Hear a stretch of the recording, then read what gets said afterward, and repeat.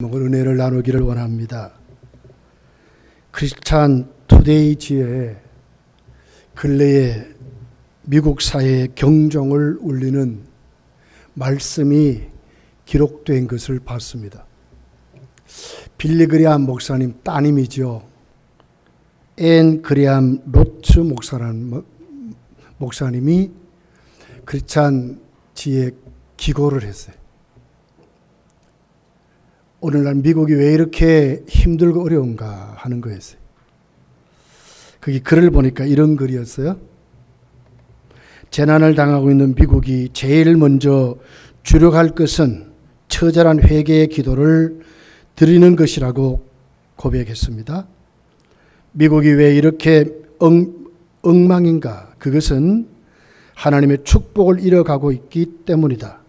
심판은 반드시 핵폭탄이나 IS의 공격, 경제적 붕괴의 형태가 아니다. 하나님이 미국을 향한 약속을 철회하고 우리에게 등을 돌리는 것이 심판이다. 구약에서 불순종하고 악을 행하며 부도덕하고 우상숭배를 행했던 남유다가 하나님의 분노를 일으켜 심판을 받아 멸망했다. 하나님께서 미국에 심판이 다가오고 있음을 경고하고 있다. 하나님은 아무도 멸망하기 원치 않으신다. 그러나 만약 이 나라가 하나님의 경고를 받아들이지 않는다면 하나님의 진노가 내릴 것이며 이후에는 아무것도 남지 않을 것이다. 누가 하나님의 진노를 막을 수 있겠는가? 하나님이 사랑하는 나라 남유다도 심판하셨는데 왜 우리는 미국이 그 진노를 피해갈 수 있다고 생각하는가? 우리는 다가오는 하나님의 심판 아래 있다. 하나님 주신 축복과 보호, 사랑을 거두어 가신다면 정치, 경제, 군사, 기술적인 면이 결코 해결책이 될 수 없다. 진정한 해결 방법은 우리가 겸손한 마음으로 무릎을 꿇고 기도하며 하나님의 얼굴을 구하고 우리의 죄를 회개하는 것이다. 우리가 하나님께로 다시 돌아가므로 하나님이 다시 우리를 돌보시기를 간청해야 한다. 교회에서 들어본 기도와 회개 기도는 형식적이고 남에게 보여주기 위한 쇼에 가까웠다. 오직 하나님만이 마음을 찢으며 애통해하며 하나님을 구하는 이들이 누구인지 아신다고 그렇게 기록을 한 것을 제가 읽어봤어요. 여러분, 그렇습니다. 코로나 시국을 보면서 우리는 예수 믿는 사람입니다. 결코 우연이 있을 수가 없어요. 산천초목이 황폐해서 불에 타고 화재로 벌거숭이가 됐지만 몇 년 가면 거기는 풀이 솟고 나무가 심어지고 새싹이 나는 것이 자연의 법칙만이 아니라 하나님이 돌보시기 때문에 그렇습니다. 결코 우연이 없어요. 이런 시국을 맞이해서 우리 이런 메시지를 들을 줄 알아야 되는 것입니다. 하나님의 사람들은 이때 하나님이 우리에게 말씀하신 음성을 들을 줄 알아야 하나님의 사람들이라고 하는 것입니다. 정말 우리가 이런 시대에 정말 가슴을 벌벌 떨어야 되는, 정말 하나님의 말씀을 가슴 깊이 새게 되는 것이 무엇이겠습니까? 히브리서 기자는 이렇게 말씀했어요. 히브리서 4장 1절에 이렇게 말씀합니다. 그러므로 우리는 두려워할지니, 이거 누구에게 얘기하는 거예요? 하나님을 섬기는 하나님 백성에게 말씀하는 거거든요. 우리가 두려워할지니 그의 안식에 들어갈 약속이 남아있을지라도 너희 중에는 혹 이르지 못할 자가 있을까 함이라, 그 말이거든요. 믿는다고 하다가 보니까 천국 못 갈 사람들이 많이 있다, 그 말 아닙니까? 4장 11절에 보니까 이렇게 그러므로 우리가 저 안식에 들어가기를 힘쓸지니 이는 누구든지 저 순종하지 아니하는 본에 빠지지 않게 하려 함이라. 불순종해서 말씀을 없이 여기고 경고의 말씀을 듣지 않다가 하나님 나라 못 간다는 거예요. 안식에 들어가기를 힘쓸지니 그랬거든. 우리가 이럴 때에 하나님이 왜 이렇게 하시는지, 정말 환난 날에 내가 취해야 될 태도가 무엇인지, 성도는 무엇인지를 확실히 믿음으로 바르게 딱 세울 줄 알아야 된다는 거예요. 코로나 시국은 믿는 우리에게 여러 가지 의미를 갖다 줍니다. 우리 편에서 보면 우리에게 다가온 환난이죠. 예배 저촉을 당하고 모임을 올바르게 할 수 없고 충분히 식사하고 모임을 가지고 교제하고 나누고 얼마나 좋아요. 주중에 가정교회로 모이고 신방하고 돌아보고 전도하고 나가 전도하고 주일도 전도하고 얼마나 좋겠어요. 이제 내일 대구시도 결정하겠죠. 이미 수도권에는 여름 성경학교도 못해요. 온라인으로 하면 했지. 우리는 어떻게 될지는 모르겠어요. 우리에게 주어진 환난입니다. 지금 환난입니다. 이런 환난 때에 우리에게 직접 지금 다가왔는데 어떤 신앙의 태도로 임해야 하는가? 이럴 때 우리가 어떻게 해야 이기는가 하는 것을 오늘 한번 이 본문을 통해서 한번 찾아보려고 하는 것입니다. 맨 첫 번째는 오늘 본문의 배경을 쭉 읽어보면 하나님은 우주를 창조하셨습니다. 그리고 하나님을 아니하고는 있는 것이 아무도 없습니다. 하나님은 우주의 왕이시고 창조자이십니다. 그럼에도 불구하고 하나님은 그 택한 백성들에게 그들을 택해서 빛을 주셔서 오히려 그들을 달아보시고 심판하신다 는 거예요. 자, 오늘 1절 2절의 말씀이죠. 전능하신 이 여호와 하나님께서 말씀하사 해 돋는 데서부터 지는 데까지 세상을 부르셨도다. 그러니까 하나님이 창조를 말해요. 하나님의 섭리를 말해요. 그러면서 2절에 가서 보니까 온전히 아름다운 시온에서 택한 백성을 말하거든요. 예루살렘을 말하거든요. 하나님의 빛이 비추셨도다. 그들의 구원을 말하는 거예요. 그들에게 하나님의 빛이 임한 것을 말하는 거예요.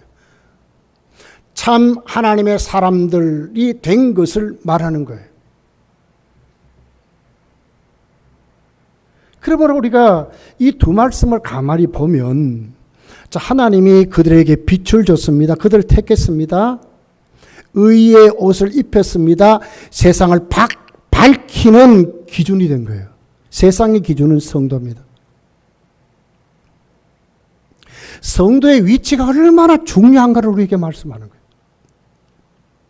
특별히 이런 코로나 시국에 성도가 하나님 앞에 자세가 얼마나 중요한지 하나님이 오늘 우리에게 말씀하는 거예요. 4절을 보십시오. 이렇게 기록해요. 하나님이 자기 백성을 어떻게 해요? 판결하시려고 그랬거든요. 하나님 판결했어요. 누구를 봅니까? 성도를 본다는 거예요. 위 하늘과 아래 땅에 선포하여 이르시되 나의 성도들을 내 앞에 모으라. 그들은 제사로 나와 언약한 이들이라 하시도다.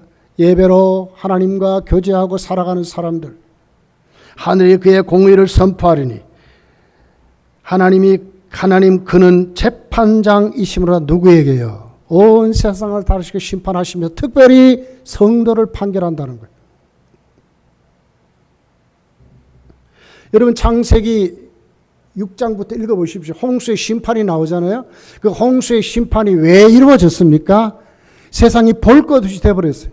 누가? 하나님의 아들들의 타락 때문에 이제는 더 이상 하나님이 용납할 수 없을 정도 됐다는 거예요. 하나님 누구를 봐요? 하나님 백성을 보는 거예요. 성도의 위치가 얼마나 중요한지를 우리에게 가르치는 거예요. 이럴 때일수록 검단동에 가장 중요한 위치가 뭡니까? 우리 검단 교회라고 말씀하는 거예요. 얼마나 우리가 중요해요. 대구에 중요한 위치가 뭡니까? 성도들이. 하나님 우리에게만 빛을 줬어요. 세상의 기준으로 세웠어요. 하나님 우리를 달아보세요. 우리가 타락하고 우리가 하나님께 형편없으시면 이젠 볼 것 없는 거예요.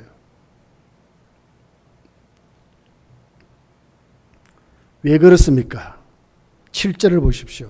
내 백성아 들을지어다. 내가 말하리라. 이스라엘아 내가 네게 증언하리라. 나는 하나님 곧 내 하나님이로다. 하나님 이스라엘 하나님이고 이스라엘은 하나님의 백성임을 말하는 거예요. 그들을 통하여 하나님의 기준으로 삼아서 제사장 민족으로 삼아서 하나님 뜻을 선포하고 그들을 의롭게 만들어 세상의 기준으로 삼았다는 거예요. 근데 그들마저 타락하면 이제 볼 것 없는 거예요. 여러분 그 당시 종교 지도자들, 제사장, 선지자들의 타락이 얼마나 무서운가를 말씀하죠. 그랬더니 백성마저 다 타락해버렸어요. 10중 16절부터입니다. 악인에게는 하나님이 이르시되 네가 어찌하여 내 율례를 전하며 내 언약을 내 앞에 두느냐. 제사장과 선지자들의 타락을 말해요. 그들이 타락하면서도 하나님의 율법을 말하고요. 제사를 드리려고 하고 이런다는 거예요. 악인들인데 하나님의 말씀을 없이 여기고 하나님 말씀을 가볍게 생각하고 하나님 앞에 아무것도 아닌 존재가 됐음에도 불구하고 하나님을 두렵게 생각하지 않는 그들이, 하나님이 없는 그들이 하나님의 말씀을 말한다는 거예요. 교회가 이렇게 되면 이제 볼 것 없는 거예요. 직분자들이 이렇게 되면 이제 볼 것 없는 거예요. 저와 검단교회 중직자들이 이렇게 되면 우리 교회 볼 것 없는 거예요. 하나님.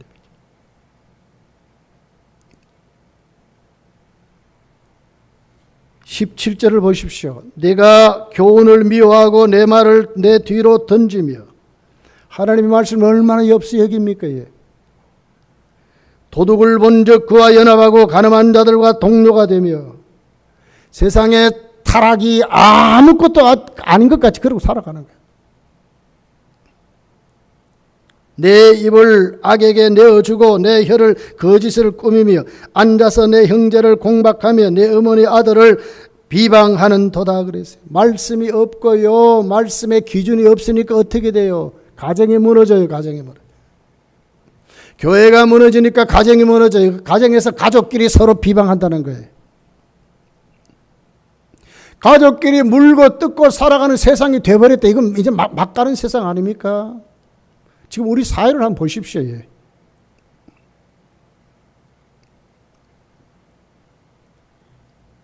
진짜 무서운 세상이 돼버렸습니다. 왜 코로나19가 지금 이렇게 판을 치는가? 왜 안 사라지는가? 세계 최고의 석학자들, 그 박사들이 말이에요. 일평생 밥만 먹으면 그거 연구한 사람 이제 해볼 방법 못 먹잖아요.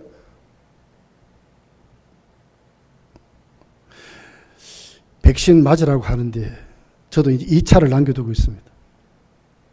사실 무섭습니다. 확실히 100% 믿을 수 있습니까? 근데 맞을 수밖에 없잖아요. 안 맞으면 불이익을 당하는데.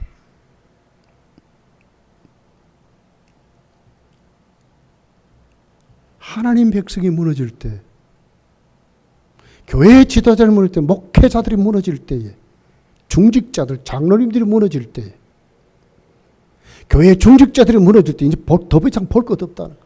하나님 말씀을 없이 여기고 세상 가치관이 충만히 젖어져서 막 사는 거죠.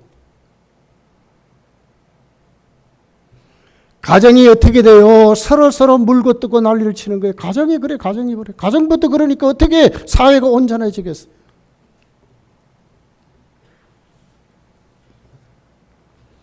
문제는 이 같은 것 뭐요? 우리는 모르지만 하나님은 다 보시고 아신다는 거예요. 여기에 문제가 있는 거예요. 우리는 덮어줘요. 우리는 안 그런 척하면 덮어줄 수 있을 텐데 하나님은 다 보시고 아신대.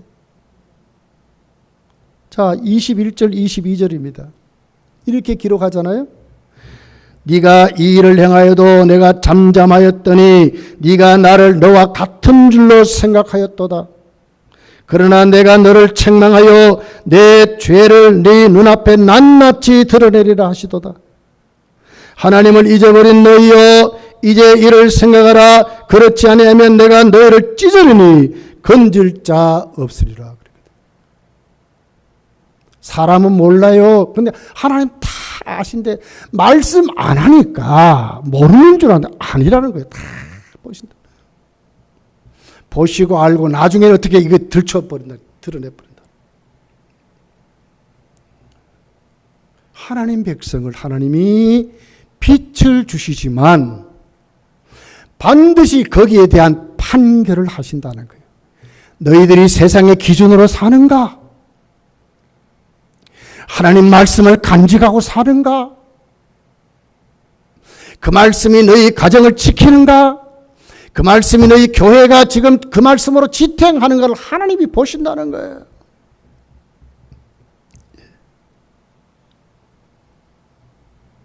어떻게 해야 되겠습니까? 이런 하나님 앞에 성도는 어떤 마음으로 이 환난에 대처해야 되느냐 그 말이에요. 어떻게 취해야 되는가? 두 번째는 감사로 예배드리는 사람. 감사로 세상에 분노와 원망과 불평이 가득한 세상에 감사를 실천하고 살아야 된다. 자, 14절입니다. 감사로 하나님께 제사를 드리며 지소사신 이에게 내 서원을 갚으며 그랬거든요. 감사라는 단어의 뜻은 고마운 마음을 표현하는 거예요. 고마움을 표현하는 거예요. 감사의 반대말이 뭘까요? 당연하다는 말이랍니다. 제가 사전에 찾아보니까 그래, 당연하대. 감사할 것 없다 그 말이에요. 감사할 것이 없다, 당연하다고 하는 사람들에게 만약에 내 소원이 여러분 만족하게 되지 아니하고 내 뜻이 관철되지 아니할 때 그 사람들에게 뭐가 생기겠어요? 원망하고 불평이 생기는 거예요. 분노가 생기는 거예요. 에덴 동산에 이것이 시작되었어요. 아담과 하와의 타락이 이것 때문에 시작된 거예요. 만족하면 되는데 만족하지 못했어요. 하나님의 은혜에 감사하면 그것으로 끝나야 되는데 그러지 못했어요. 여러분, 감사하지 못하고 내 욕심대로 내 정욕대로 원망과 불평과 분노 속에 살아가는 것은 사탄이 주는 것입니다. 속지 말아야 합니다. 이 사탄의 역사입니다. 에덴 동산에 아담과 하와를 넘어뜨린 사단이 오늘도 우리를 그렇게 하는 거예요. 가장 사탄이 두려워하는 것이 뭡니까? 성도가 하나님께 감사하고 살아가는 것입니다. 감사하는 마음을 갖는 것입니다. 하나님과의 태도를 바르게 하는 것입니다. 그 은혜에 절절 젖어서 사는 것입니다. 하나님 아니면 살 수 없다고 고백하고 사는 것입니다. 사단이 가장 두려워하는 것입니다.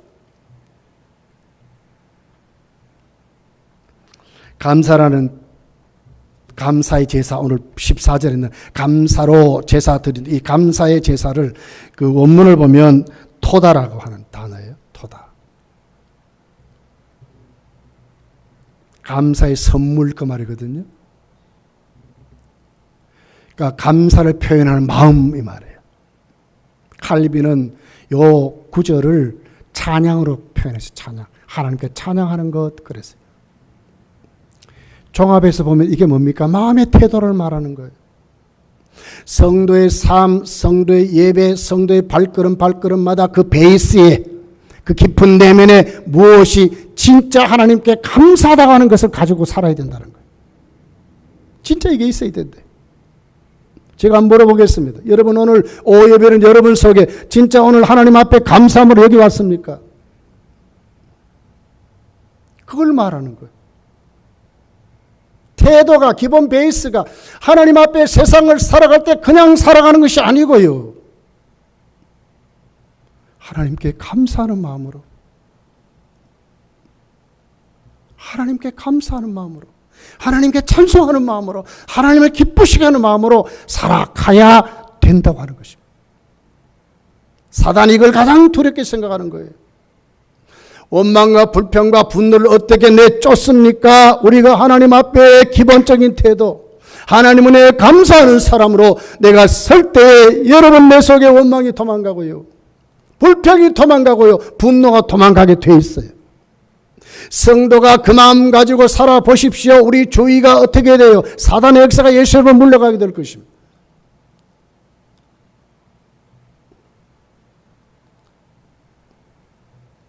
감사는 하나님을 기쁘시게 합니다.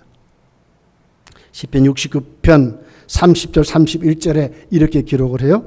내가 노래로 하나님의 이름을 찬송하며 감사함으로 하나님을 위대하시다 하리니 이것이 소 곧 뿔과 굽이 있는 황소를 드림보다 여호와를 더욱 기쁘시게 함이 될 것이라 그랬어요. 재물을 바리바리 싸가지고 하나님 앞에 거기에 합당한 여러분 헌금을 많이 하는 것, 이것도 얼마나 중요하겠어요. 그런데 정말 그 기본적인 거기에 뭐가 있어요? 하나님께 감사하는 마음. 하나님이 이것을 더 기쁘게 받으신다는 거예요.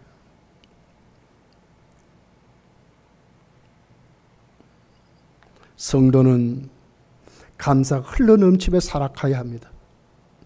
환난 때에 내가 이 환난을 이길 수 있는 방법은 감사인데 흘러넘치게 하면서 살아가야 된다는 거예요. 시편 100편 4절에 이렇게 기록합니다. 감사함으로 그의 문에 들어가며 찬송함으로 그의 궁정에 들어가서 그에게 감사하며 그의 이름을 송축할지어다 그러거든요. 전부 감사하는 거 아닙니까? 감사함으로 감사함으로 감사함으로 감사.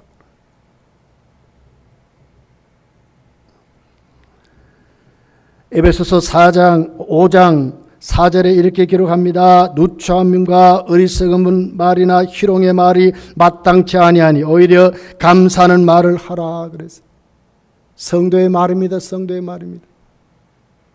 골로새 2장 6절 7절에 보니까 그러므로 너희가 그리스도 예수를 주로 받았으니 그 안에서 행하되 그 안에 뿌리를 박으며 시험을 받아 교훈을 받은 대로 믿음에 굳게 서서 감사함을 넘치게 하라는, 감사함을 흘러 넘치게 하라는 거예요.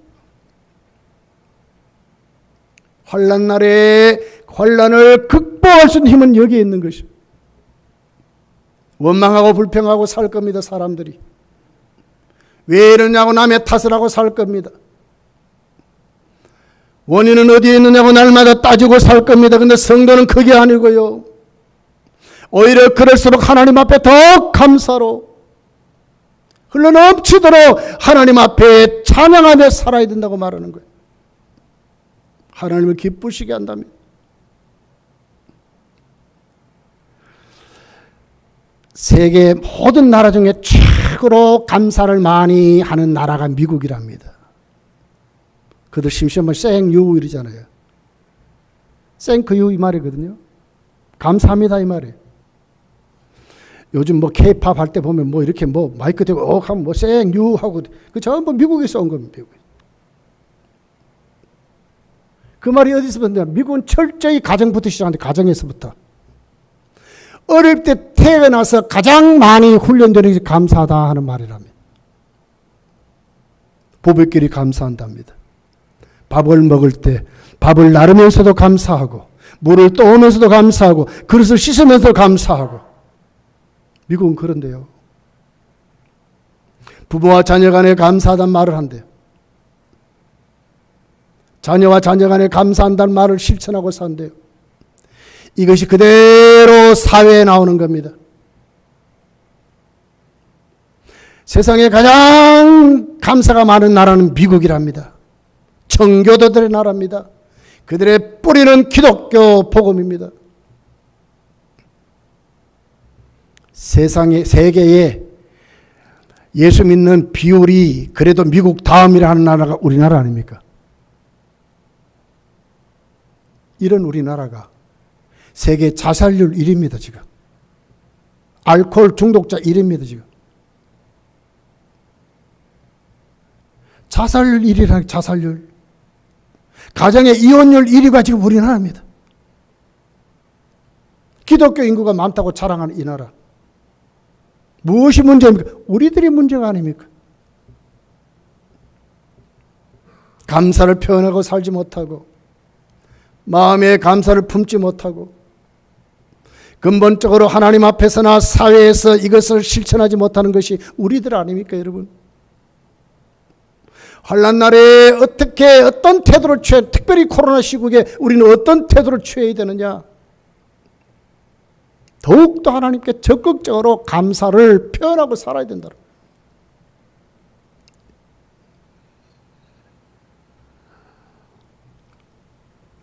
고려대 신경정신학과 이민수 교수가 연구를 했습니다. 40대 우울증 환자들을 대상으로 조사를 했습니다. 그랬더니 가장 큰 원인 1순위가 부부싸움을 많이 하는 가정이랍니다. 감사가 없이 부부싸움을 많이 하는 가정에 우울증 걸릴 확률이 1이래.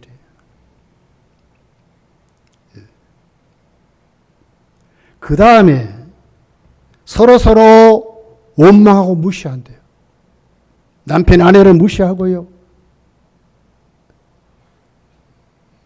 원망하고 이런다는 거예요. 아내가 남편을 무시하고요. 원망하고 이런다는 거예요. 이런 가정에 우울증 걸릴 확률이 두 번째래. 우울증 환자들을 데이터를 조사해 보니까 그렇다라는 거예요. 세 번째가 외로움이었습니다. 외로움이 1순위가 아니에요. 부부싸움 많이 하는 그 가정에 우울증 걸릴 확률이 1순위라는 거예요. 무시하고 원망하는 것 2순위래. 그 중에도 여성들이 남성보다 3배나 우울증에 걸릴 확률이 많답니다. 이 여성들이. 왜 자꾸 당하니까.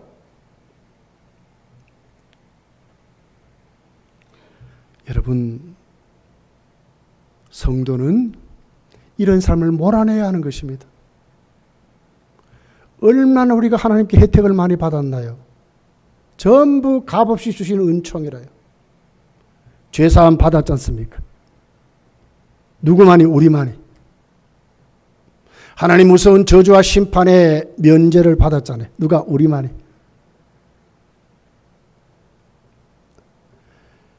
우리는 보장된 축복이 받은 사람들이에요. 잠시 살다가 가면 천국이 있잖아요. 천국이. 이런 우리가 어찌 여러분 감사하지 않겠습니까? 아직도 원망 속에, 불평 속에, 분노 속에 산다면 아직도 여러분 형편없는 사람이에요. 이스라엘 민족이 여러분 왜 광야에서 다 죽었습니까? 히브리서는 구체적으로 가르쳐 줬잖아요. 원망하다가 죽었대. 원망하다가 하나님 앞에 심판받았대요. 성도가요, 감사가 없으면요, 내 삶이 감사가 없다, 나는 내 힘으로 산다, 당연하다고 생각하는 이 사람들에게 꼭 따라오는 것이 원망불평이에요. 분노가 따라와요. 분노가. 왜? 다 안 채워지거든요. 세상 절대로 다 안 채워져요.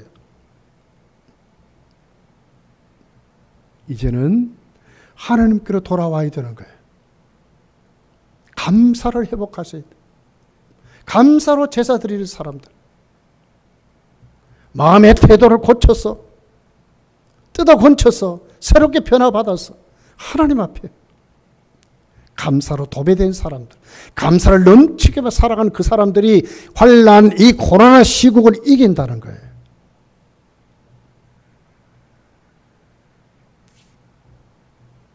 (14절에) 보니까 선을 갚으며 그랬어요. 말씀 지키며 사는 것입니다. 말씀 안에 기준을 다르게 딱 세워놓고 사는 것입니다. 옳게 분별하며 사는 것입니다. 두 번째는요, 환난 날에 취할 태도의 두 번째는 반드시 기도하며 살아야 돼요. 반드시 부르짖고 살아야 돼요. 기도하지 않는 건 여러분 교만입니다. 교만입니다. 기도하며 살아야 됩니다.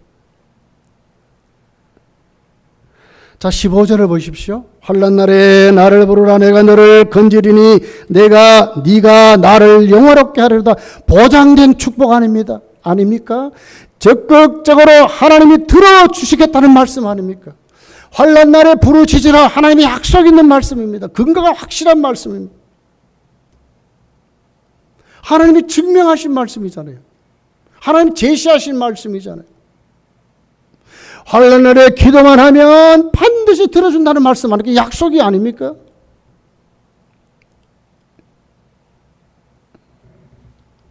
나를 부르라. 누구를요? 하나님을 부르래요. 사랑이 가득한 말씀입니다. 여러분, 사람 자꾸 찾아와 보십시오. 귀찮지 않습니까? 사람은 그러면 안 만나주잖아. 근데 하나님은 안 그래. 자꾸 오래 나를 부르라고 하잖아요. 사랑의 말씀, 하나님의 성품을 말씀하는 거예요. 그러면서 약속하시는 거예요. 확실한 보증을 하시는 거예요. 불러. 내가 너를 건지리니. 얼마나 확신과 소망을 줍니까? 하나님이 책임진다 말씀하는, 내가 너를 건지리니. 때를 말씀하지. 하나님이 당신의 방법대로 그때 하나님의 때에 반드시 건져 주시겠다고 말씀하는, 내가 너를 건지리니. 응답해 주시겠다고 말씀. 하나님이 해결해 주시겠다고 말씀하는. 문제는 우리가 자꾸 조급해서 그래요. 믿지 못해서 그래요. 몇 번 해보고 안 되니까 아이고 뭐 해봐야 별별 이러니까 그래요. 그렇지 않습니다.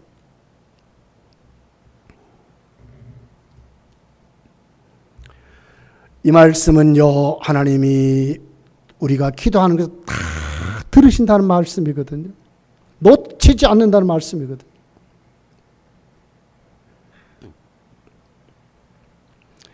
저와 여러분은 이럴 때 정말 우리가 하나님께 반드시 해야 될 것이 뭡니까? 하나님께 엎드리는 것입니다. 하나님을 찾는 것입니다. 성도에게만 준 특권입니다. 특권. 불신자들 여러분 아무리 찾아도 하나님 들으시는 거 안 들으셔요.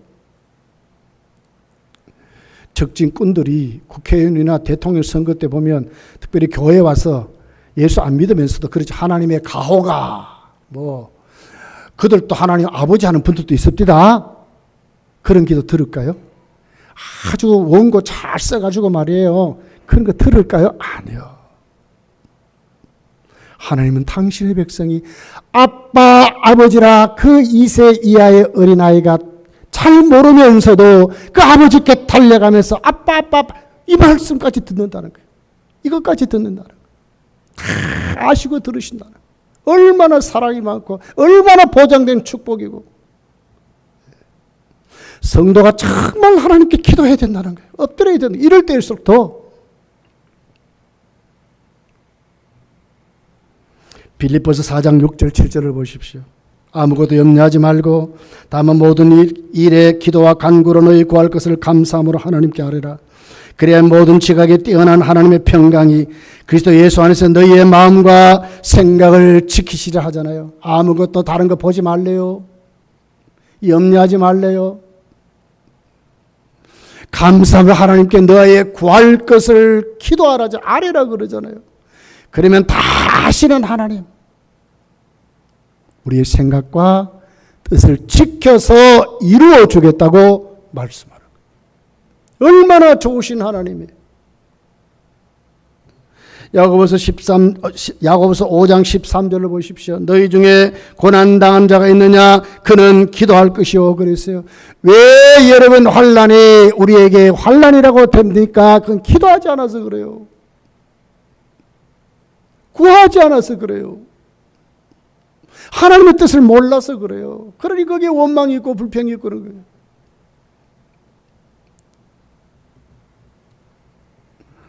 예레미야서 29장 12절 13절에 보니까 이렇게 기록합니다. 너희가 내게 부르짖으며 내게 와서 기도하면 내가 너희의 기도를 들을 것이요 너희가 온 마음으로 나를 구하면 나를 찾을 것이요 나를 만나리라 그랬어요. 구하지 않아서 문제예요. 찾아도 온 마음으로 하나님을 찾지 않은 것이 문제예요. 전폭적으로 매달리지 않아서 문제예요. 거기에다 내 10년과 내 마음과 내 모든 삶을 쏟아놓지 않아서 문제예요.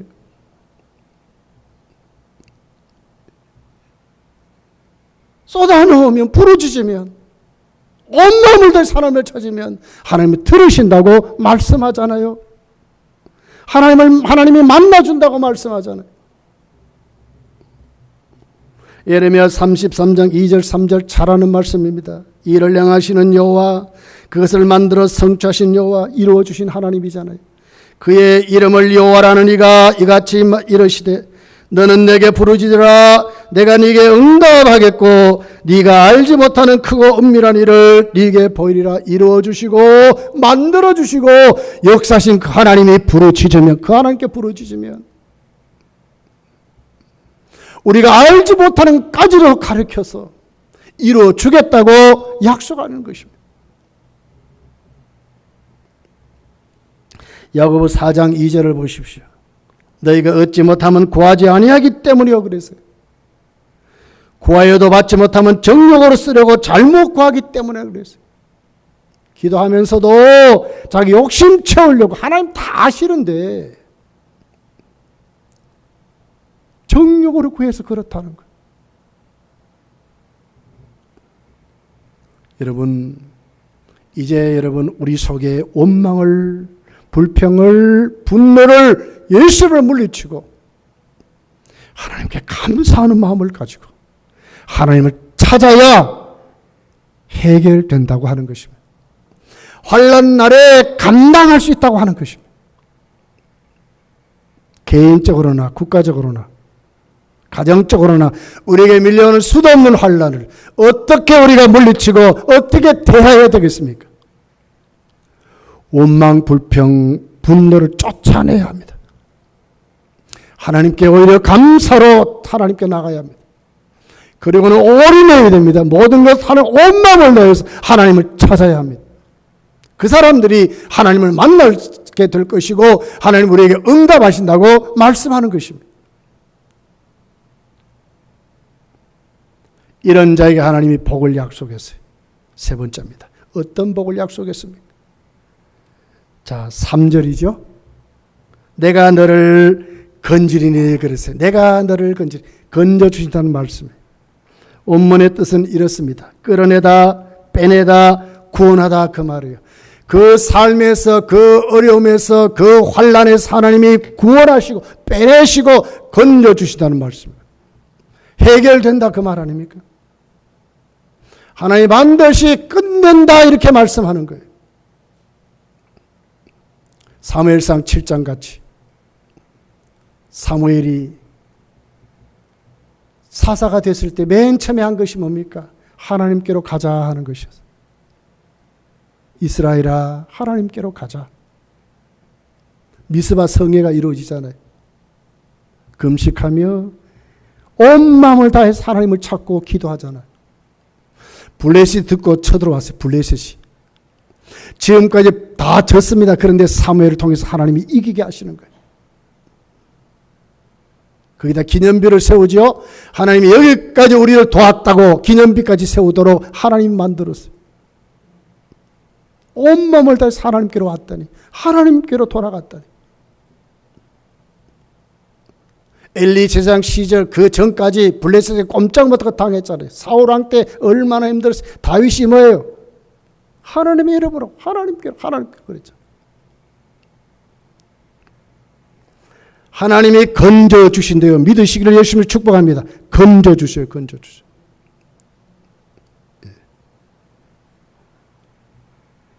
15절 하반절 23절이 기록해요.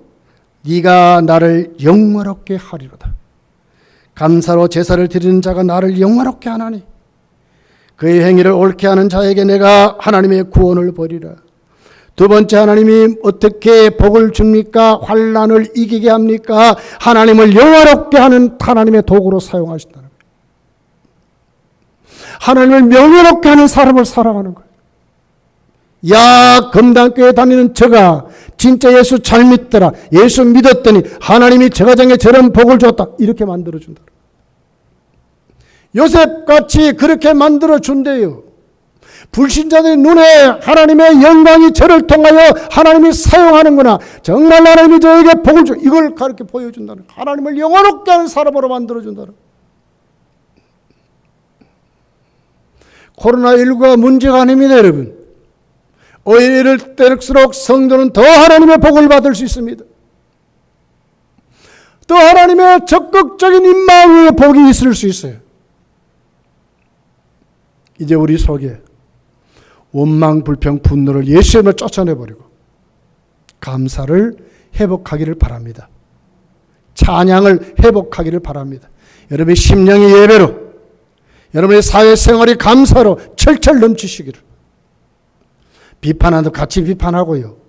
같이 원망. 아니요, 그러면 안 돼요. 우리는 감사할 수밖에 없는 사람이라요. 죽을 때까지 감사해도요, 갚을 길이 없는 사람들이. 그런 우리가 무엇에 만족하지 못합니까, 여러분? 무엇이 우리 힘으로 된 그런 것이 있습니까? 다 하나님의 은혜 아닙니까? 힘들고 어렵지 않습니까? 환난에 얼마나 힘듭니까? 그러니까 엎드리는 겁니까? 그러니까 기도하는 것입니다. 그러니까 하나님께 매달리는 것입니다. 그러니까 하나님께 다 쏟아붓는 것입니다. 이런 사람에게 하나님이 건져주시고 영광을 받으신다고 말씀하는 것입니다. 한 주간 동안 그냥 사시지 마시고 이 말씀 꼭 가슴에 담고 나가서 정말 적극적으로 신앙인으로 살아가시기를 예수님 축복합니다. 기도하겠습니다.